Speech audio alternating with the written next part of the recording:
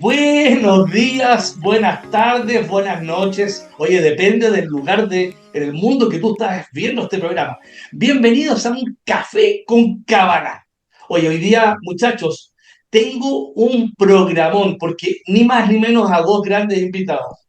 Manuel Férez y Sigal Meirovich, editores de un libro que esto hay que leerlo.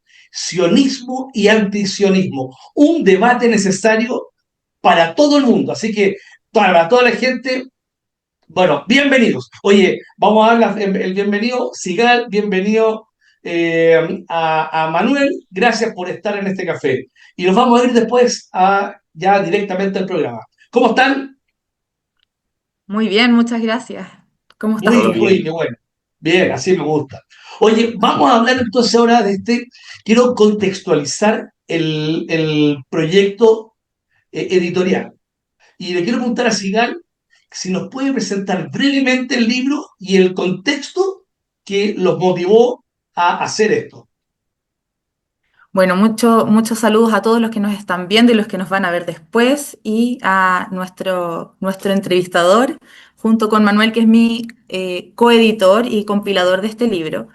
Para los que no saben, compilar un libro implica hacer una curatoría, seleccionar, buscar, en este caso, especialistas en distintos temas asociados al sionismo y antisionismo, que es lo que nos convoca, y por defecto también al antisemitismo y presentar, escoger con una mirada académica, en este caso con distintas especialidades que tenemos nosotros, para poder presentar al público una mirada plural, diversa y bien fundamentada, empíricamente fundamentada, bien trabajada teóricamente, que es algo de lo que hemos visto que carecemos mucho. Desde el 7 de octubre, eh, pero principalmente desde el 8 de octubre, cuando vimos la reacción global eh, y sobre todo la reacción de los intelectuales, no solamente de los políticos que tienen su agenda propia, pero de los intelectuales, aquellos que estaban llamados a reflexionar respecto a estos temas,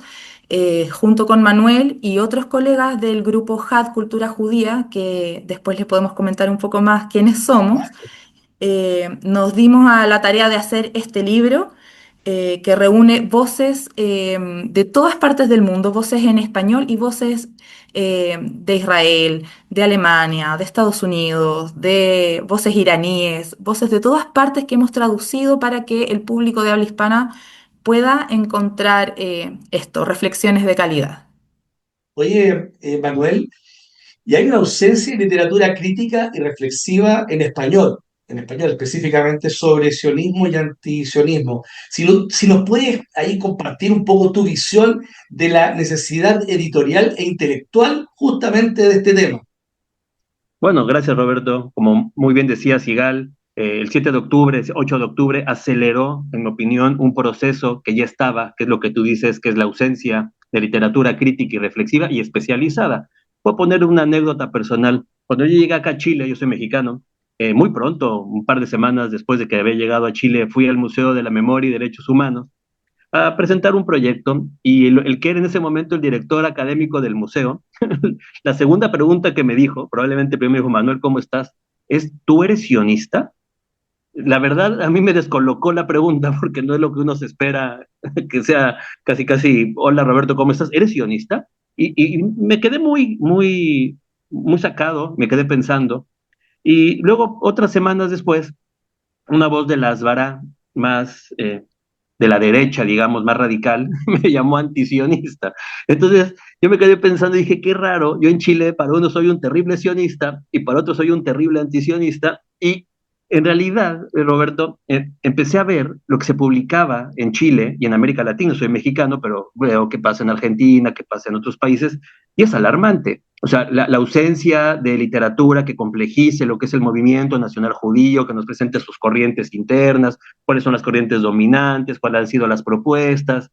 O sea, el pensamiento nacional judío es complejo y me daba mucha pena ver cómo se simplificaba, como bien decía Sigal, no solo en el discurso político, pero principalmente en el discurso académico. Yo con esto voy a cerrar la respuesta.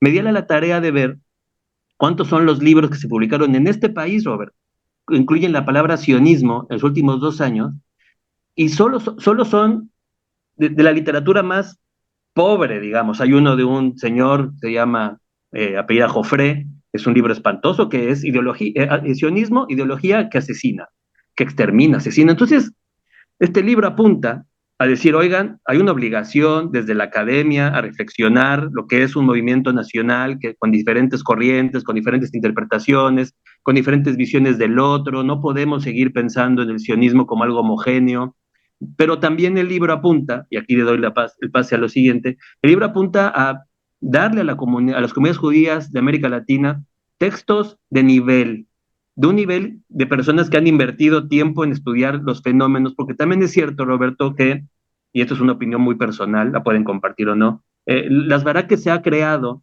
está resultando ineficiente para resolver el gran problema que es la creación de idea.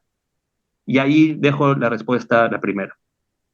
Oye, muchas gracias, Manuel. Y justamente quiero agarrarme de esto porque te quiero preguntar, Sigal, si tú puedas añadir con alguna reflexión sobre este vacío que existe en la opinión pública y el debate comunitario, que es patente y es latente. O sea, naturalmente en Chile, pero si uno de repente mira un poco lo que sucede en otros países, lamentablemente cuando estamos buscando literatura de buena calidad en español, es muy complejo encontrarlo. Así que te pido ahí, ¿qué opinas tú de este vacío? ¿Cómo lo vamos a resolver? ¿Y cómo llega este libro justamente a invitar a que la gente empiece ya a sentirse que el vacío por lo menos tenga algo que yo puedo leer, que es muy interesante por lo demás, y que viene de diferentes lugares del mundo? Y a falta de español, está bien, traducimos del inglés, hay comentarios desde Irán, en fin, hay muchas cosas, pero cuéntame un poquito de eso.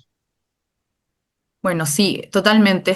El impacto de la ausencia de una producción crítica y además situada en cada uno de los contextos distintos donde nosotros hemos vivido como pueblo de Israel, como judíos, como sionistas, esta situación, este aumento de la crisis eh, es profundo, pero además es estructural y dice relación, como lo han comentado muchísimos pensadores también en épocas anteriores donde hemos vivido crisis similares. eh, Tiene una profundidad estructural que no solamente nos afecta a nosotros como colectivo, sino que a la sociedad completa. Y en este caso no solamente nos deja sin marcos conceptuales y marcos empíricos, como decía antes, que sean realmente capaces de orientar la discusión pública, sino que ha generado como un efecto regresivo, podríamos decir, triple. Por un lado, nos hemos vuelto dependientes de discursos externos, como sociedad completa, pero sobre todo como comunidad judía. eh, Se ha inhibido el disenso dentro de nuestras propias comunidades y también hemos podido experimentar una desconexión o una suerte de pregunta sobre, volver a preguntarnos sobre la conexión entre la experiencia judía local y el análisis global y la experiencia judía en nuestro estado, ¿cierto? Entonces, esta sustitución del juicio crítico que uno puede tener y fundado en evidencia otra vez, se lo ha tomado el eslogan. Y el eslogan, como bien decía Manuel, el eslogan para ambos lados. O sea, Sí, una claro. dificultad. Sí. Depende si va al cementerio o si hablas con otra persona, está claro. ¿Cómo? Oye, me quiero referir a algo más porque quiero meterme en las comunidades judías latinoamericanas, Ujú. que de alguna manera, entre comillas, sufrimos un poco de lo mismo. Y ahí, Manuel, ¿tú tienes algunos ejemplos generacionales o geográficos de apertura o de resistencia?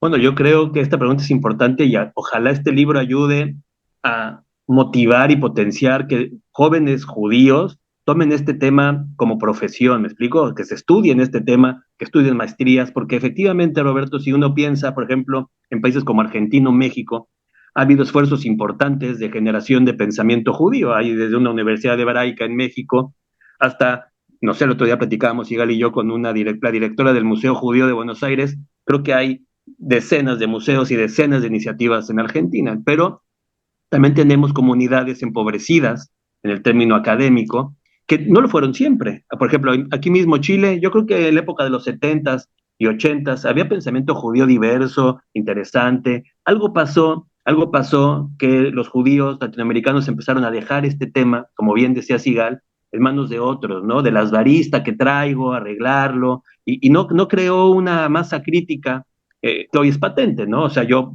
dejo la pregunta, si hoy imaginamos quién está hablando en las universidades chilenas o de cualquier país de América Latina sobre lo judío, de manera sistemática, de manera profunda, de manera responsable, más allá de algún curso sobre religión judía, no te encuentras gran cosa, ¿no? Entonces tenemos un problema que lo judío, lo sionista, lo israelí, no solo no se está complejizando, es que ni siquiera llegamos a pensarlo en los espacios académicos, y este libro apunta a satisfacer estos dos huecos que tú has ido describiendo, ¿no? El hueco interno, la ausencia interna, como bien dice Sigal, también hay que aprender el disenso, no podemos seguir descalificándonos internamente porque pensamos diferente, o porque tú eres de izquierda, o tú eres de derecha, o tú eres no sé qué. Entonces, eso que ha provocado esta esvara tan violenta tiene que ser confrontado con este tipo de textos. Y hacia afuera, tiene que decirle al público no judío, aquí hay algo interesante.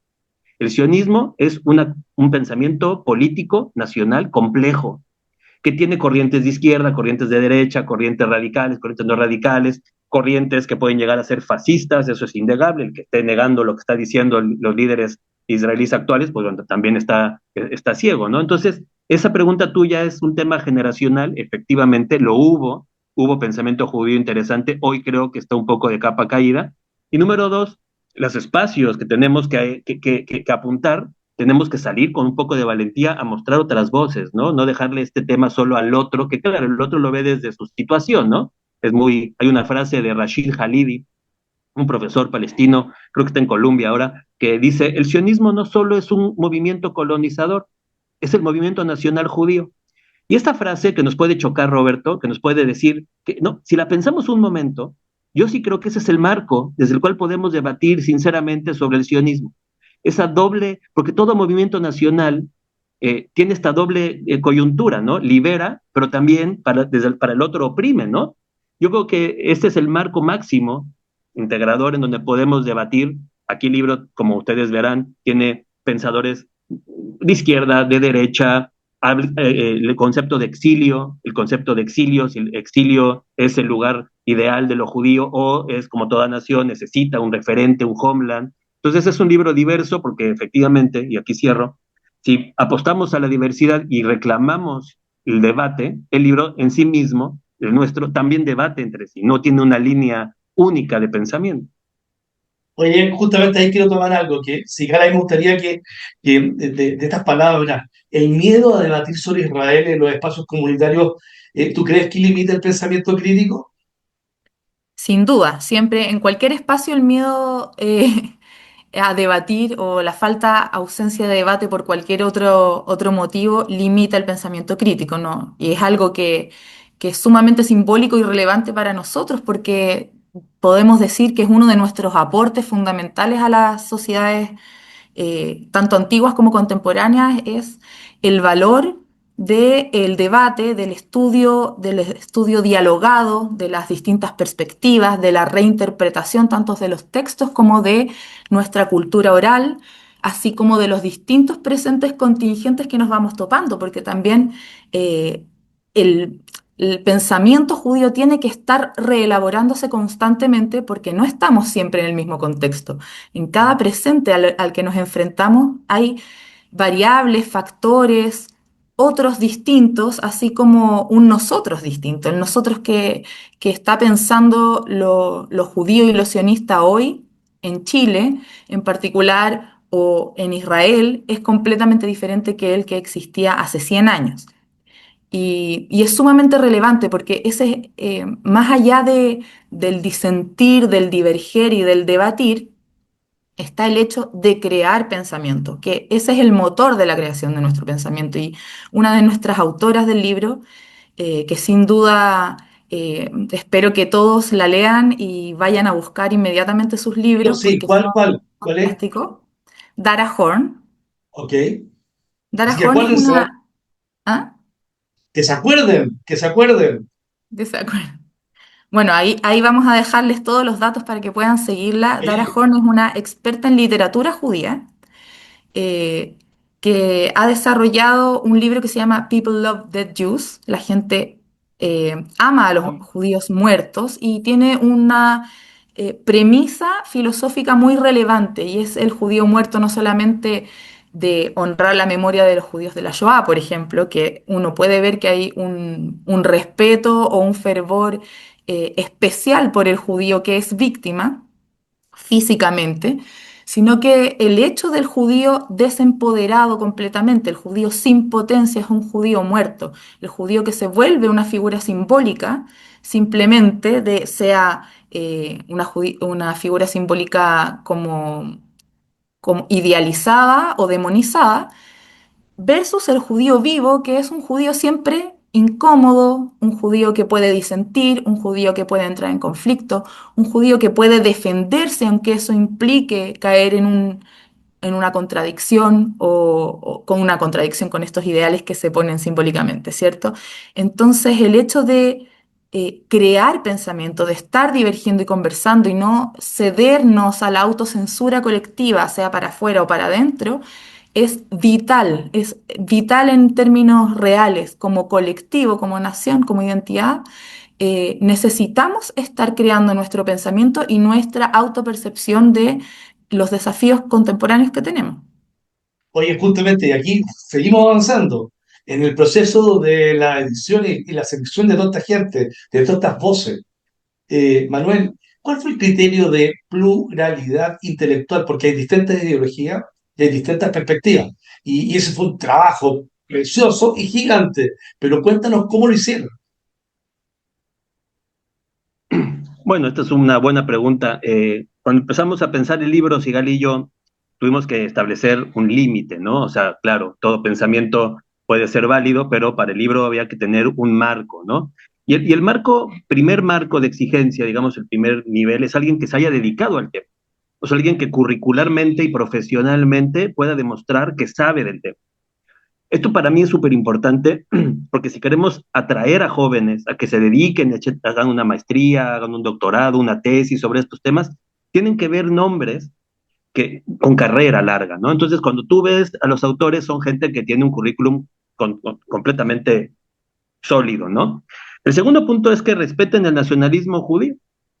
¿Ok? El nacionalismo judío que tiene, como dije anteriormente, diferentes formas, ¿no? Entonces, aunque tenemos voces que apostulan un poco más al modelo exílico del pueblo judío, o sea, esta visión de que los judíos son un pueblo exílico por excelencia y por lo tanto el exilio es su lugar, pero también respetaban al sionismo como movimiento nacional, ¿no? Entonces, yo resumiría en esas dos los límites de la búsqueda. Es un libro que tiene algunos textos traducidos que ya fueron publicados, pero que no llegaban al español y era una pena ver que esos textos tan buenos no llegan a ser leídos ni citados, porque también hay que ser sinceros, muchas veces los estudiantes de pregrado no dominan otros idiomas, entonces van al español. O sea, hay que poner en español, creo que tú lo has dicho muy bien, Roberto, hay que poner en español obras, artículos, libros nuevos o traducidos, pero hay que poner a circular, ¿no?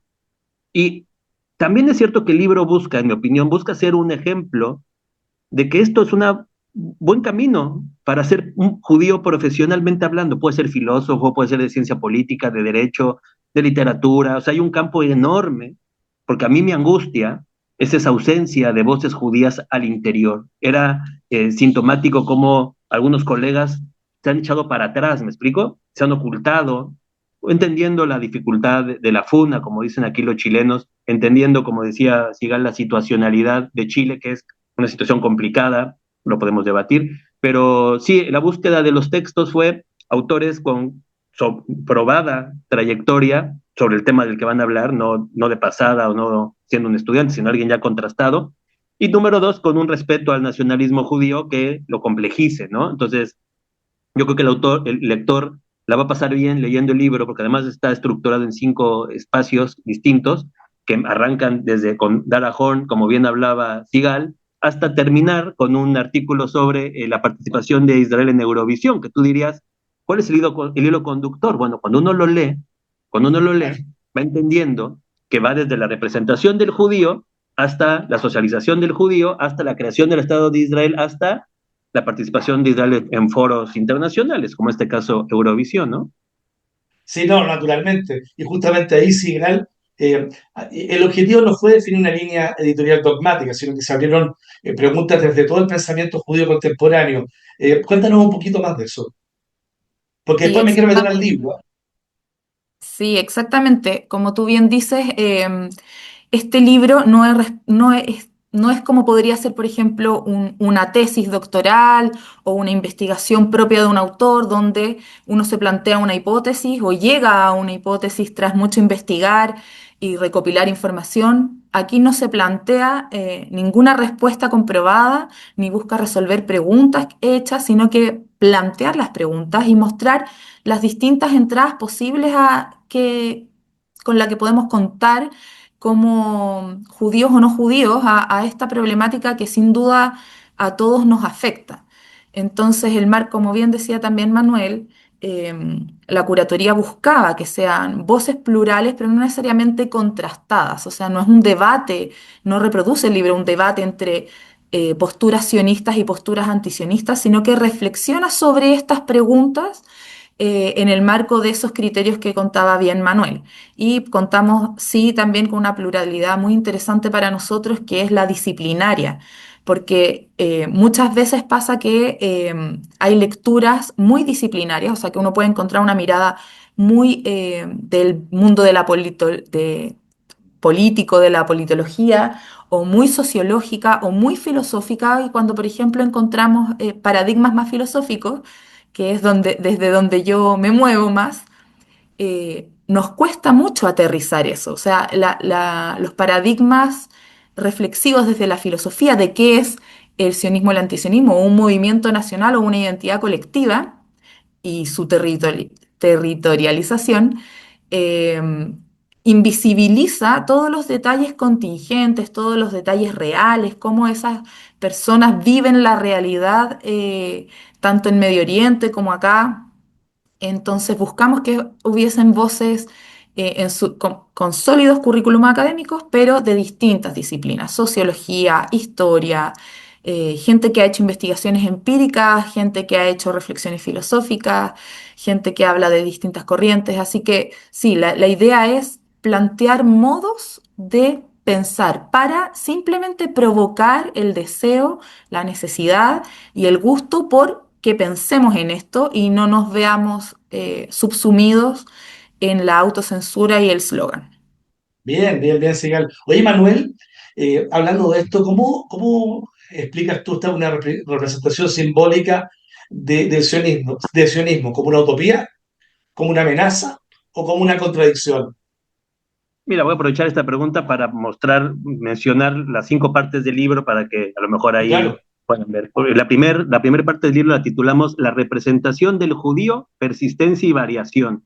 Entonces ahí es lo que hemos ido platicando, ¿no? Cómo se han sí, mantenido estereotipos, percepciones, etcétera. La segunda parte, que es lo que me preguntas, se titula El sionismo como refugio material y simbólico.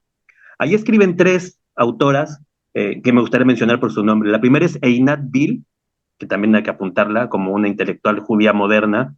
Roya Hakakian, que es una autora iraní, judío-iraní que hoy vive en Estados Unidos, que le contesta a Judith Butler, porque claro, ella le dice a Judith Butler, claro, tú en California, claro. viviendo tranquilamente, puedes declararte antisionista. Yo no tuve ese lujo, porque yo en Irán, ser sionista fue mi tabla de salvación para poder huir de un régimen islamista, ¿no?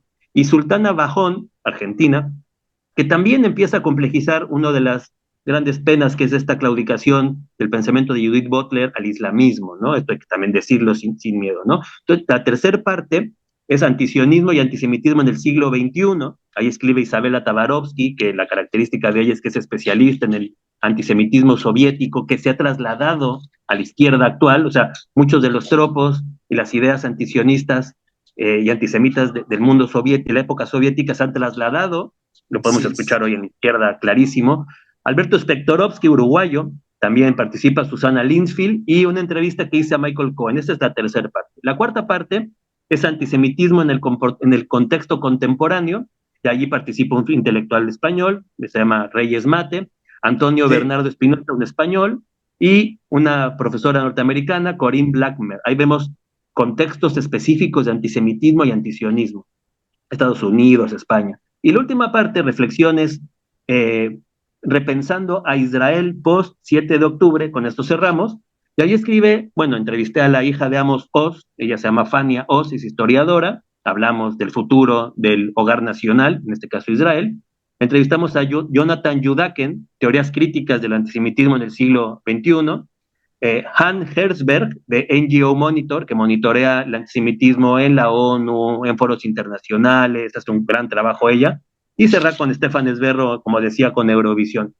Tu pregunta apunta al capítulo 2, pero como ves, cuando respondo en línea, tú vas a caminar desde los prejuicios, el antisemitismo, el antisionismo, las expresiones cotidianas y el repensar del post 7 de octubre. Clarísimo. Así que, naturalmente, después de esto, me faltó que le voy a decir a Sigal.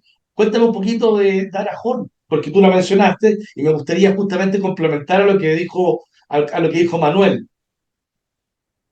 Complementar con Darahon. Bueno, Darahon los invito a todos a leerla porque sin duda es una de nuestras intelectuales fundamentales para el siglo XXI.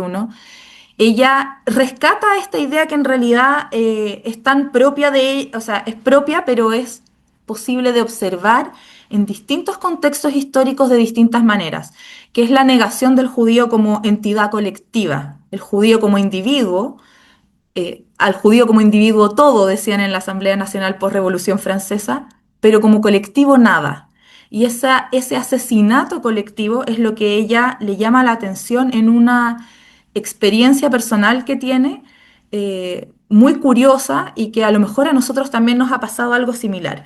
Ella va a la Casa Museo de Ana Frank ¿Ya? y se da cuenta cuando va a buscar el audioguía que están, como todos pueden ver siempre las audioguías, los idiomas están simbolizados con la bandera del país de origen, ¿no? Entonces, si uno va al ¿Correcto? español, ¿cierto?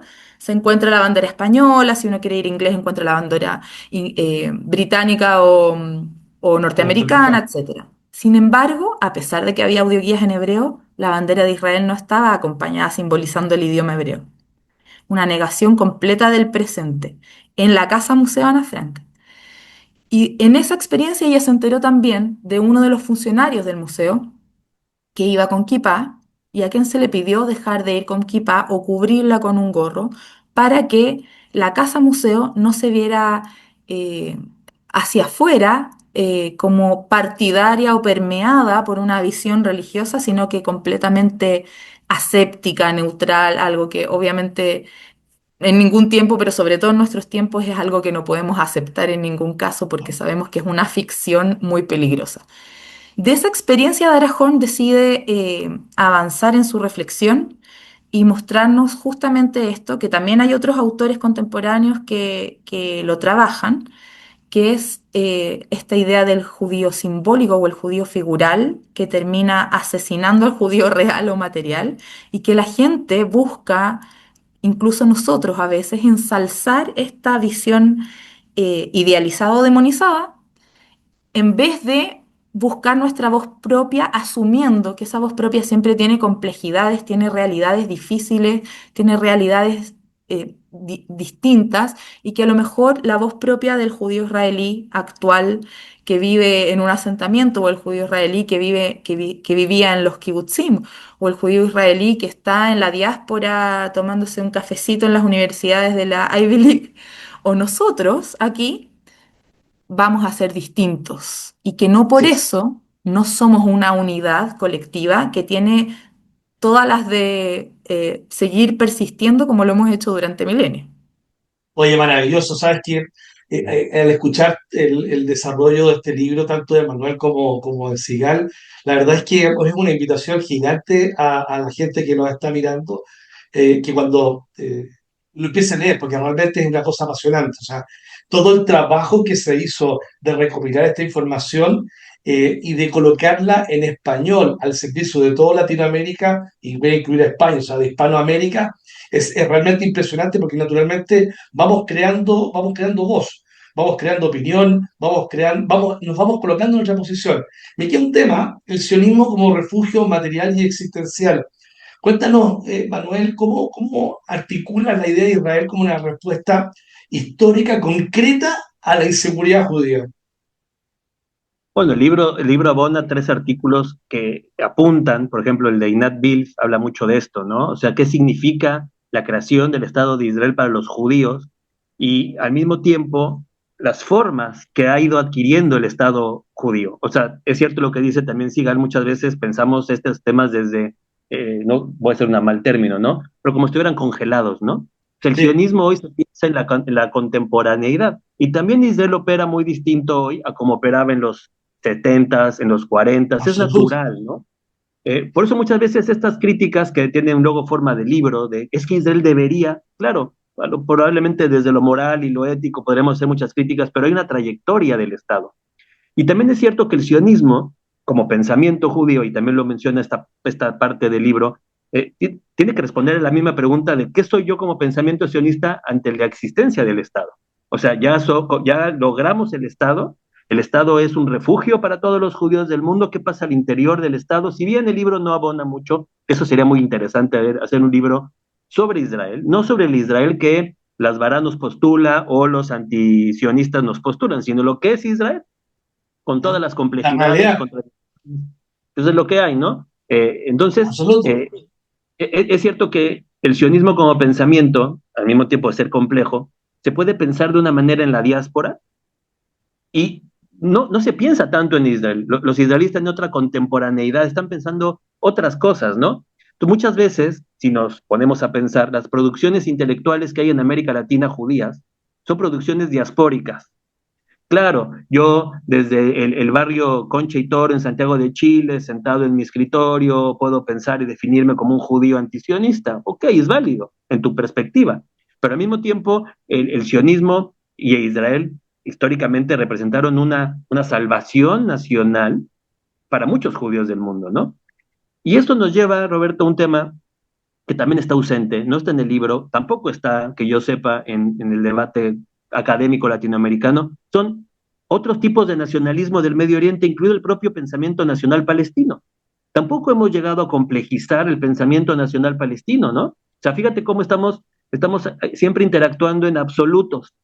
Todos son terroristas, todos tienen la razón y son santos, todos los sionistas son malos, todos los sionistas son buenos. Hay una ausencia gigante, hay un hueco enorme en la academia latinoamericana. Y eso es un problema, Roberto, porque la generación de ideas es pobre. Y por eso vuelvo a mi punto con el que empecé. En esa generación de ideas pobre, ausencia de producción, ausencia de debate y sobre todo, en mi opinión, ausencia de formación, estas cosas de preguntar al otro, oye, ¿eres sionista? Solo se entienden así, ¿sí me explico? Porque esa pregunta no solo está mal formulada, la pregunta correcta es ¿qué tipo de sionista eres tú? ¿Eres un tipo de sionista que niega al otro?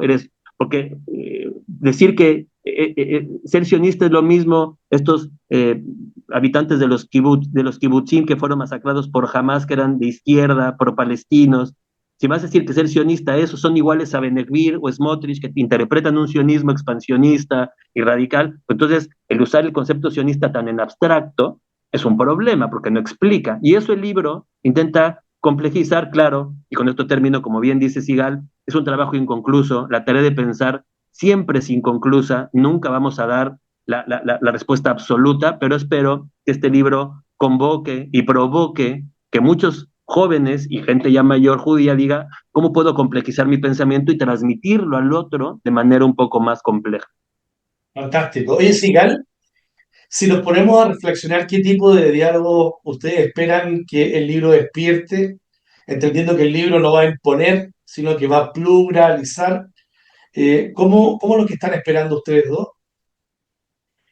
Qué interesante pregunta y quiero aprovechar de complementarlo con el texto de Einat Wilf que comentaba recién Manuel, que nace, para ponerle contexto al nacimiento del texto mismo también. Eso que ella escribe nace de una experiencia propia, impartiendo un curso de sionismo y antisionismo en una universidad norteamericana, no me acuerdo en este momento cuál.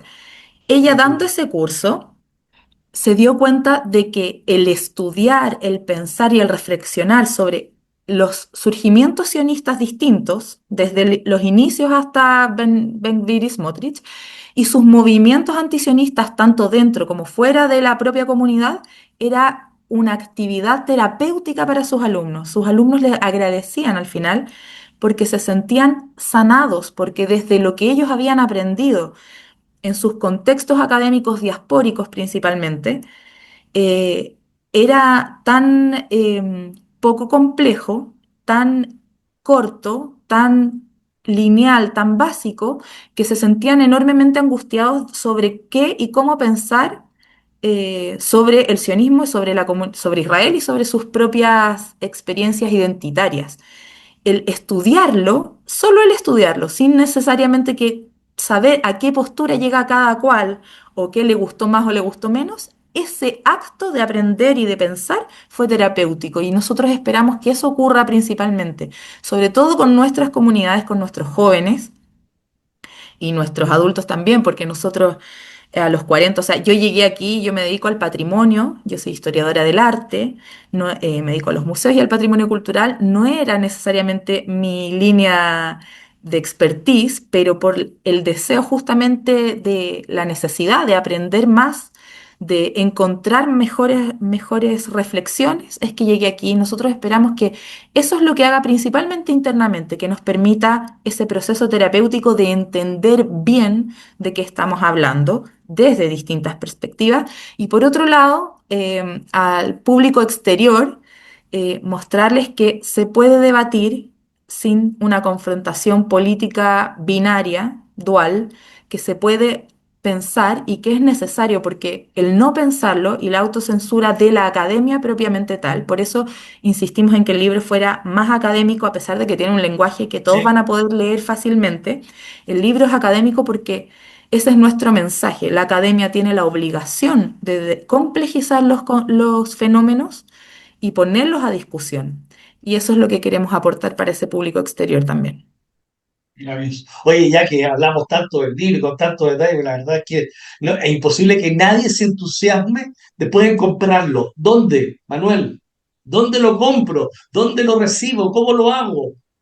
Bueno, el libro es del editorial RIL, hay que hacer un paréntesis aquí, es una editorial importante, una editorial chilena pero que tiene presencia en muchos países a través de un método interesante que es te lo imprimen a pedido. O sea, si tú estás en Ecuador, o estás en México, o estás en España, tú vas a poder ir a librerías, que están obviamente en su página de internet, tú pones RIL España, te va a decir dónde, y te lo imprimen, te lo dan en un par de días, y es una impresión, o sea, como está este libro, se los presento aquí que no lo hemos enseñado, ¿no?